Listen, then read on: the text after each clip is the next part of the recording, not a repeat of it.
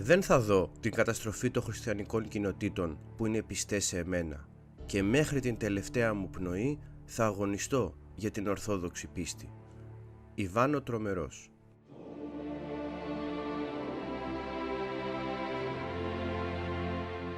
Κεφάλαιο 6. Η Τρίτη Ρώμη.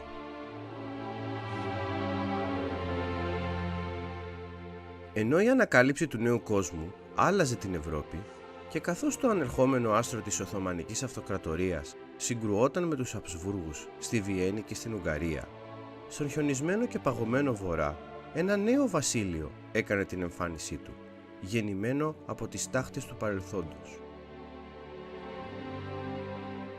Οι Μογγόλοι είχαν κατακτήσει τους Ρώσους και όλα τους τα βασίλεια. Καθώς όμως η αυτοκρατορία τους κατέρεε, το ενοποιημένο κράτος των Ρώσ απεγκλωβίστηκε από τους Μογγόλους. Όμως δεν παρέμεινε ενιαίο και διασπάστηκε σε πολλά μικρά κρατήδια και πριγκιπάτα που το καθένα πολεμούσε το ένα το άλλο. Ένα από αυτά τα ρωσικά βασίλεια ήταν το Δουκάτο της Μόσχας. Βρισκόταν προς τα ανατολικά και ήταν φτωχό σε σχέση με τα υπόλοιπα πριγκιπάτα, όπως αυτό του Νόβγκοροντ. Στην αρχή η Μόσχα ήταν ένα απλό και ασήμαντο ξύλινο φρούριο. Όμως η συνεργασία του με τους Μογγόλους κατακτητές άλλαξε αυτή τη μοίρα.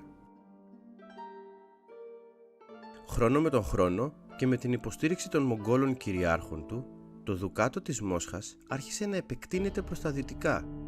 Μέχρι την πτώση της αυτοκρατορίας των Μογγόλων είχε αναδειχθεί στο ισχυρότερο κρατήδιο και διεκδικούσε τα πρωτεία για το κυρίαρχο βασίλειο των Ρώσων.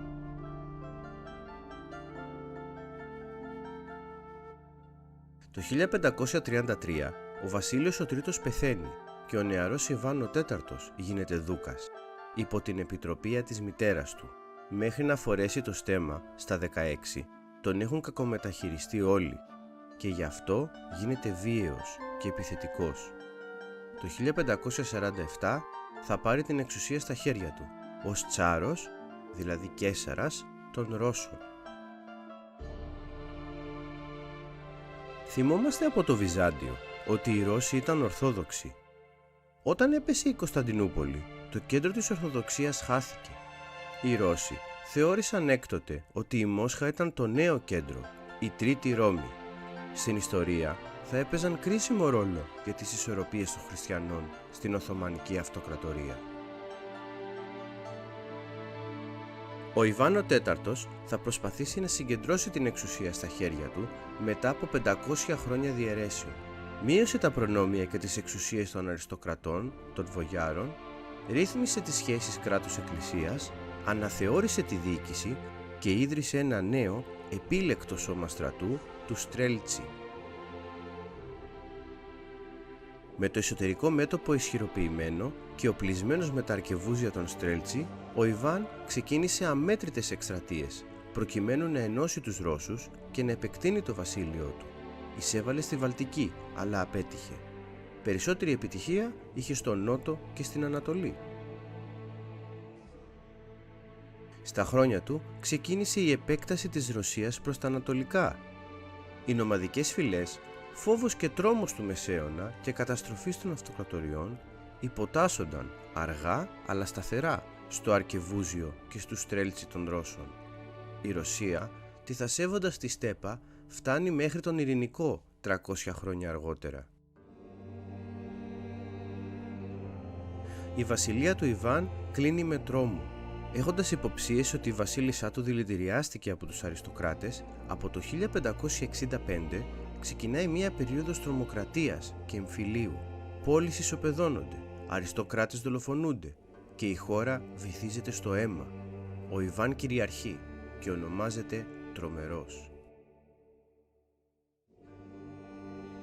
Όταν ο Ιβάν ο Τέταρτος πεθαίνει το 1584, το Δουκάτο της Μόσχας έχει μετατραπεί στο βασίλειο της Ρωσίας. Ο Ιβάν έχει δημιουργήσει ένα μεγάλο κράτος στο βορρά, με ισχυρό στρατό και συγκεντρωτική εξουσία, και ένα βασίλειο που συνεχώς επεκτείνεται ανατολικά προς τα Ουράλια. Ο γιος του όμως ήταν ανίκανος να εξουσιάσει και η χώρα βυθίστηκε σε εμφύλιο πόλεμο. Για τα επόμενα 15 χρόνια επικρατεί μια περίοδος σκότους, όπου το βασίλειο καταρρέει από τις εσωτερικές διαμάχες και τους εξωτερικούς εχθρούς. Οι Σουηδοί εισβάλλουν από τη Δύση και οι Πολωνοί κατακτούν τη Μόσχα.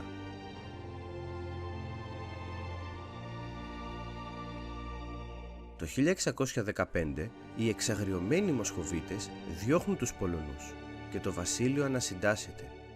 Η Εθνοσυνέλευση των Ρώσων εκλέγει τσάρο τον Μιχαήλ Πρώτο, τον πρώτο της δυναστείας των Ρωμανόφ, και η ανασυγκρότηση του κράτους ξεκινά.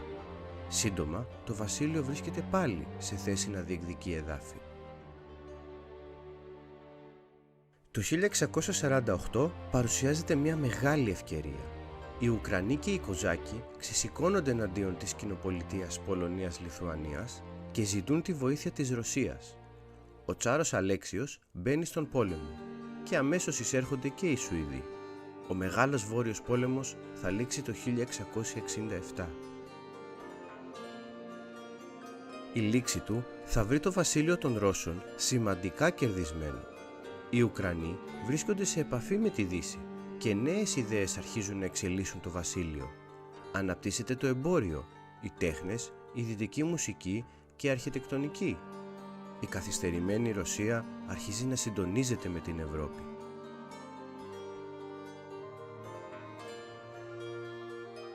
Και ενώ συμβαίνουν όλα αυτά, η κάθοδος των Ρώσων στον Εύξηνο Πόντο έχει ξυπνήσει τους Οθωμανούς. Το 1682 ένας εξαίρετος νεαρός, παθιασμένος με τη Δύση, θα αναλάβει την εξουσία του Τσάρου, ο Πέτρος ο Πρώτος.